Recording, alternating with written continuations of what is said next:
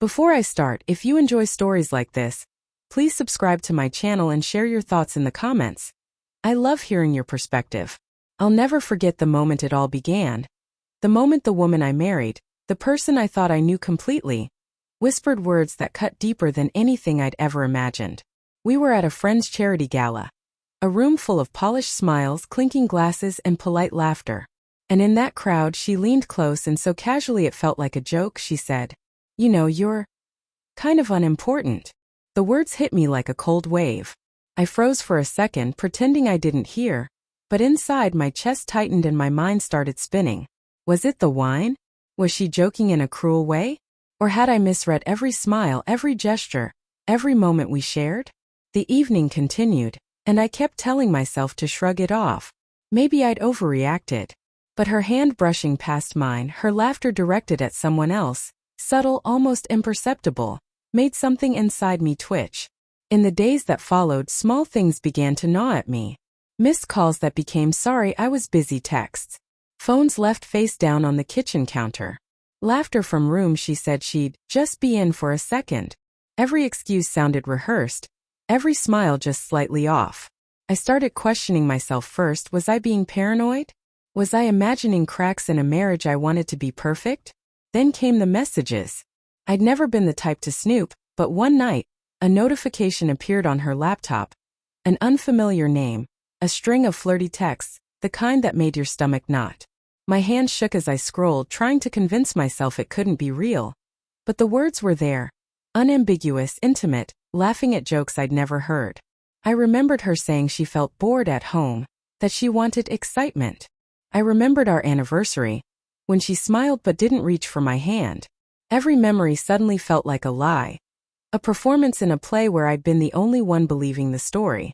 The suspicion grew heavy, an ache I couldn't shake. I tried talking subtly, gently.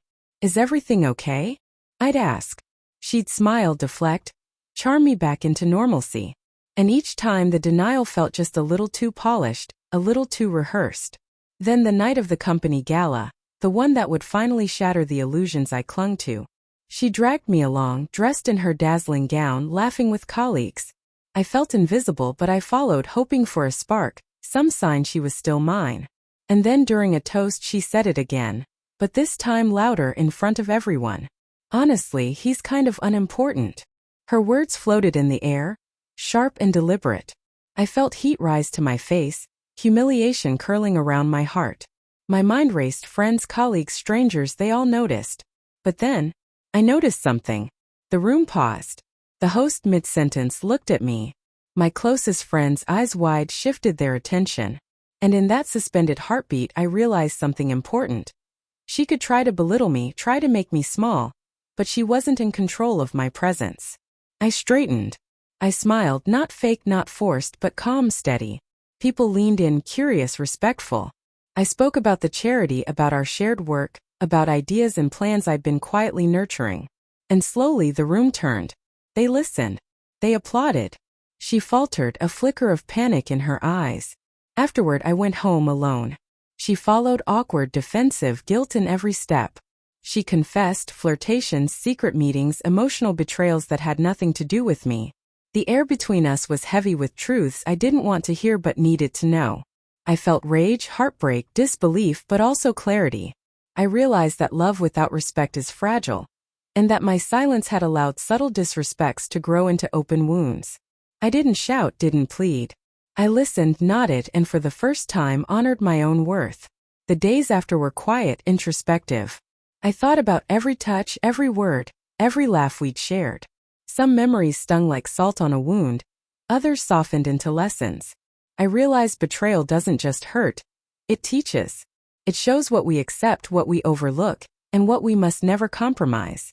We parted eventually, not with screaming or chaos, but with a measured sadness. She left, carrying her choices, while I stayed, carrying mine. Dignity, clarity, and the knowledge that my value is not dictated by anyone else's words. Now when I walk into a room, I carry something no betrayal can steal: self-respect. And I smile, not to prove her wrong, but because I finally see myself clearly. I am important, and I will never let anyone convince me otherwise. If this story resonated with you, Please subscribe to my channel and share your thoughts in the comments.